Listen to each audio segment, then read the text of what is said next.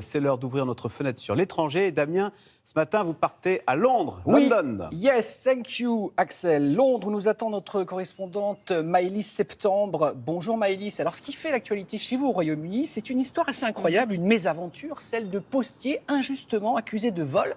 De quoi s'agit-il? Racontez-nous.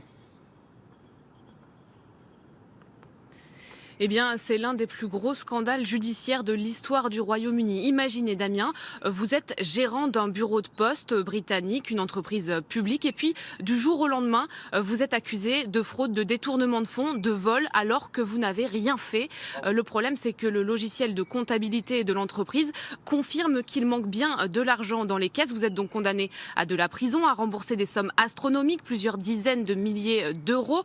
Vous vendez votre maison, vous devez emprunter de l'argent à vos proches, tout ça alors que, je le rappelle, vous n'avez rien fait. C'est en fait un logiciel de la société Fujitsu qui est défectueux et qui crée ces faux écarts de caisse, sauf qu'il faudra des années pour s'en rendre compte.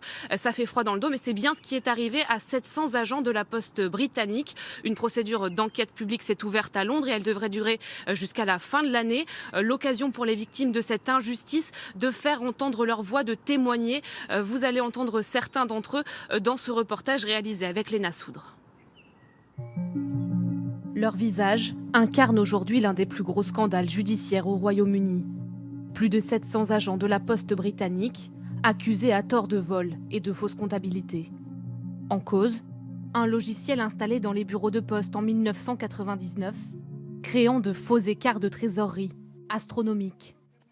92 000 € pour cette mère de famille, par exemple, jugée et emprisonnée pendant 4 mois alors qu'elle était enceinte. J'ai pensé que je ne ressortirais pas de prison vivante. Si je n'avais pas été enceinte, je me serais suicidée. Pour moi, c'est comme si j'avais attiré la honte sur ma famille. Condamnée pénalement elle aussi, Jo Hamilton, elle, a dû hypothéquer sa maison pour rembourser quelques 43 000 € d'écart de caisse. Je devais constamment trouver plus d'argent. J'hypothéquais sans arrêt, ça ne s'arrêtait jamais. Ce qui me fait le plus de peine, c'est que mes parents ne sont plus là pour voir que j'ai été condamnée à tort. Je leur ai demandé tant d'argent et ça, personne ne pourra le changer. Des vies brisées, des réputations entachées. Et même si 72 personnes ont été réhabilitées et 39 blanchies en appel l'an dernier, certains n'ont pas pu mener ce combat de 20 longues années jusqu'au bout.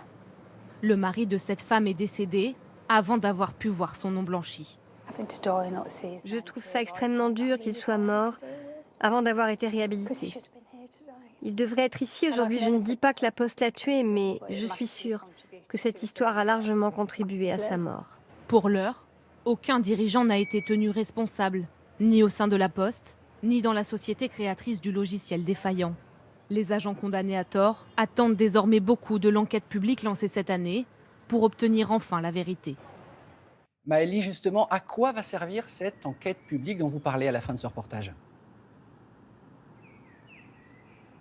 Eh bien, tout l'enjeu de cette enquête, c'est de comprendre ce qu'il s'est passé, pas de condamner, en tout cas pas dans un premier temps. L'enquête doit en fait déterminer si la Poste était au courant qu'il y avait des failles dans son système informatique et donc si elle a accusé ses agents en connaissance de cause. Et puis à l'issue de la procédure, un rapport devrait être rédigé pour tirer les leçons de ce scandale concernant les réparations. Une enveloppe commune de plusieurs dizaines de millions d'euros a été allouée pour l'indemnisation de ces victimes. Sauf que ramener individuellement, eh bien, cela équivaut à 24 000 € par personne environ, loin des sommes qu'ils ont dû rembourser et loin aussi des frais de justice qu'ils ont engagés. De son côté, la société Fujitsu, qui est à l'origine du logiciel défectueux, eh bien, elle n'a pour l'instant pas déboursé un seul centime. Merci beaucoup Maëlys, passez un très bon week-end.